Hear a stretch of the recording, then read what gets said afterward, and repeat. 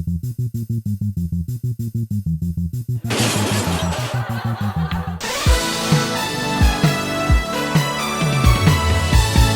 evening, I'm Stephen Stevens. The year 2012 will be seen by video game historians as a turning point for the independent game developer. Modern classics like Hotline Miami, Journey, Fez, and FTL forever changed the face of video games. But one game towers above them all and radically altered the course not only of video games, but of human civilization. That game was McPixel, the creation of enigmatic child prodigy Sos Sosowski. A revolution in art, design, music, and groin kicks, McPixel would go on to define a generation of video games and create seismic industry ripples still being felt today. I didn't understand what I had created.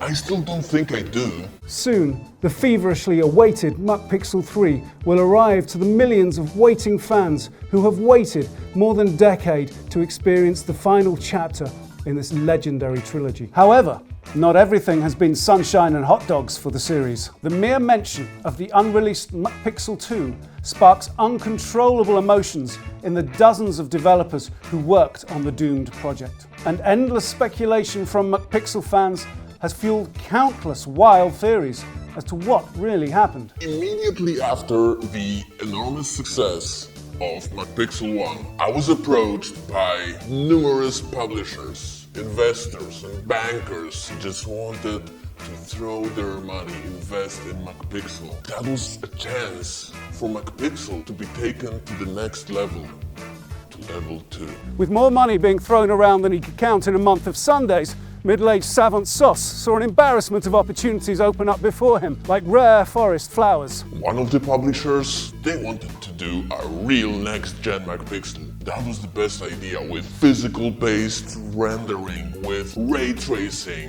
and trace raining and fish moving out of the way, and all of these things that are not even real.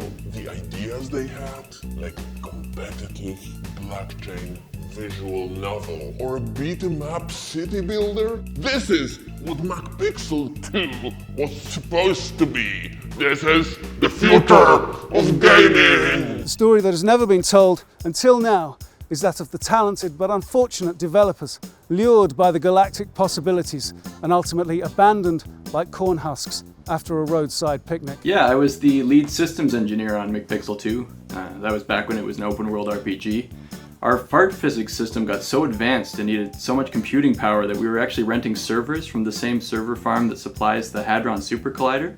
It was really advanced stuff. I was hired as the lead composer on McPixel 2, and they told me to create over 15 hours of music with the London Symphony Orchestra for what at that point was going to be this AAA cinematic adventure game. It was a bit of a shock because I'm not a composer, and at that point I'd never even heard of McPixel. They wanted me to consult on groin kicks. I was into it, but the toe nut system that I built was using tech that hadn't really been invented yet, to the point where it didn't actually exist at all. McPixel 2、うわ懐かしいな。確かね、最初はまずね、二人称視点の恋愛ホラーストラテジーリアルタイムアクションゲームにしてほしいと、いろんなこと説明してほしいってことで、デベロッパーから雇われて、コンサルタント契約したんですよね。でもあいつらバカなんだよ。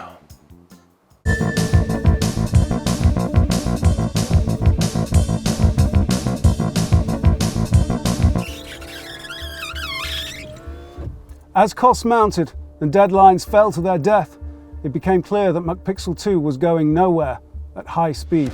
The game's octogenarian creator realized that no amount of money or ray tracing could save the project. It was time to go back to McBasics. I made a tough decision to cancel McPixel 2. There were tears, there were lawyers, there was blood, and there were farts. There were sure a lot of farts. I shut down McPixel 2 Studios, I returned all the money, got rid of the source code, freed all the studio alpacas, and then I just needed a break. So I moved out to the forest to practice feng shui.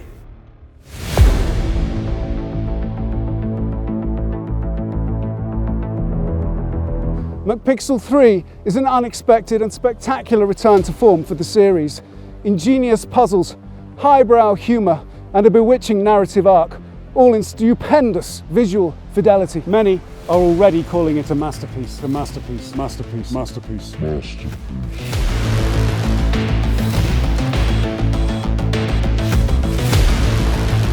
The world may have never got its hands on McPixel 2, but its legacy lives on in the hearts and minds of those that had a hand in its creation and eventual destruction.